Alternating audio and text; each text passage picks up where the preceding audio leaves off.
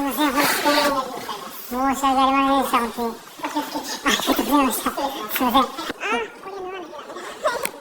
縫わなきゃダメなんですけど、はい。ちょっと麻酔でつきにくいですね。はい。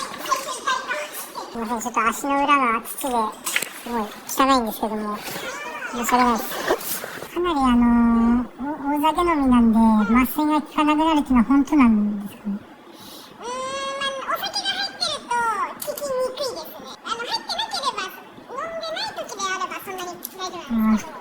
じゃあね、ちょっと麻酔していくんですけど、はい、痛いと思いますけど、この辺がチクッとします。はい。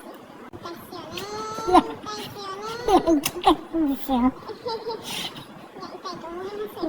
痛いんじゃなくて、すみません、子供の時から注射を打たれると笑っちゃって。